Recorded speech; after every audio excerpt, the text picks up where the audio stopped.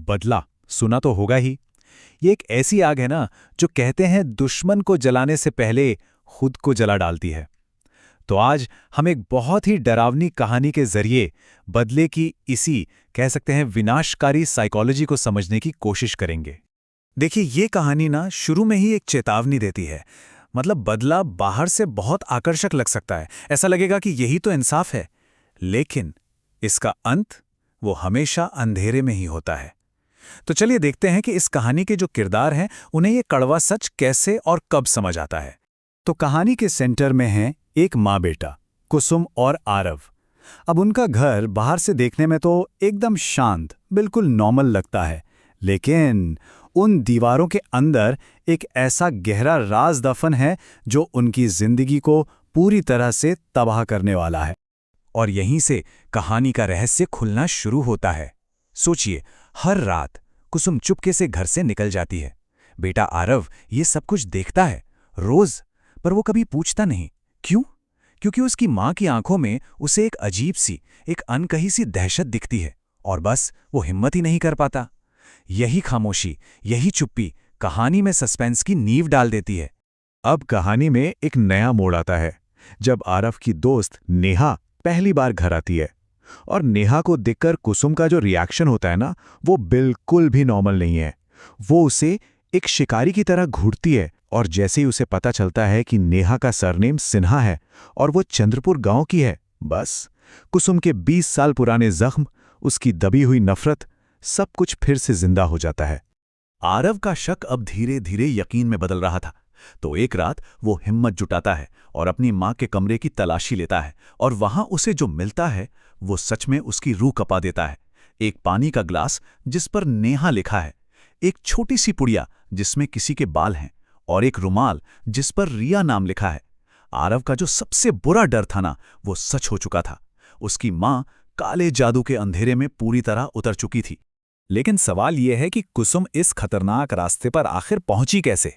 कोई भी माँ ऐसा क्यों करेगी?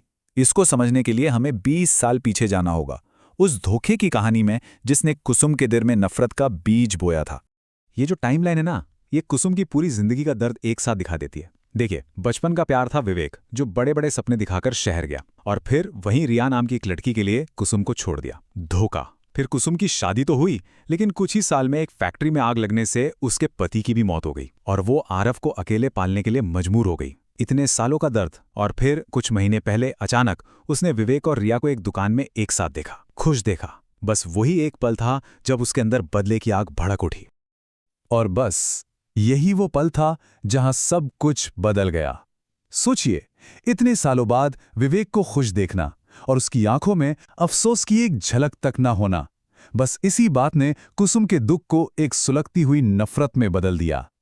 कहते हैं ना, जिसे आप चोट पहुंचाते हैं उसकी खुशी से ज्यादा दर्द और कुछ नहीं देता।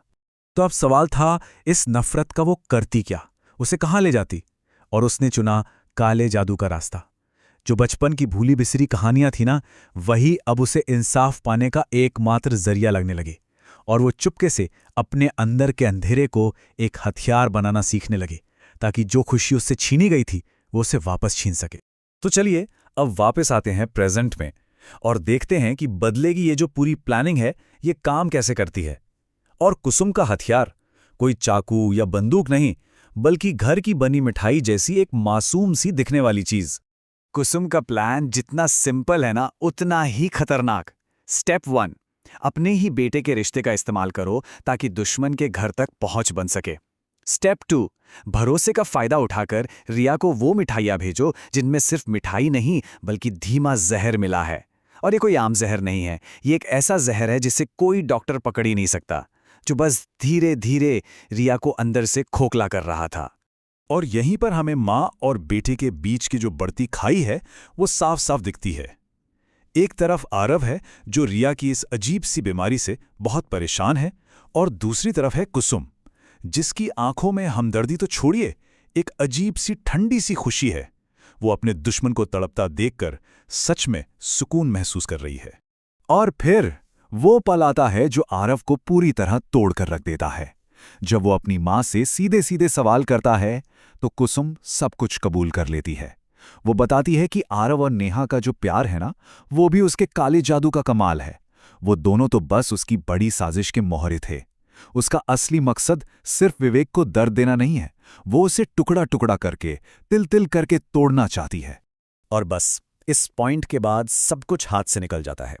कुसुम के बदले का जो आखिरी पड़ाव है वो बहुत तेज है, बहुत बेरहम है, और वो अपने रास्ते में आने वाले हर इंसान को जलाकर राख कर देता है। पहला शिकार बनती है रिया सिन्हा। महीनों तक उस अजीब बीमारी से तड़पने के बाद वो दम तोड़ देती है। आरव अपनी मां के आगे गिड़गिड़ाता है, उससे रुकने की भीख मांगता है। उसे लगता है कि शायद अब बदला पूरा हो गया, लेकिन कुसुम के लिए ये तो बस शुरुआत थी, पहली किश्त। उसकी आंखों में अब कोई भावना नहीं बची थी, सिर्फ और सिर्फ बदला।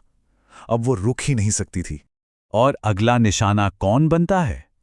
बेकसूर नेहा। कुसुम उसे बड़े प्यार से घर बुलाती है और अपने ही हाथों से उसे आखिरी बार जहर खिला देती है। कुछ ही दिनों में नेहा भी ठीक अपनी मां की तरह ही दम तोड़ देती है। ये कुसुम के बदले का वो पॉइंट था जहां उसने एक मासूम की भी बलि चढ़ा दी थी। लेकिन कहानी का एक आखिरी शिकार अभी बाकी था। एक ऐसा शिकार जिसके बारे में कुसुम ने सपने में भी नहीं सोचा होगा।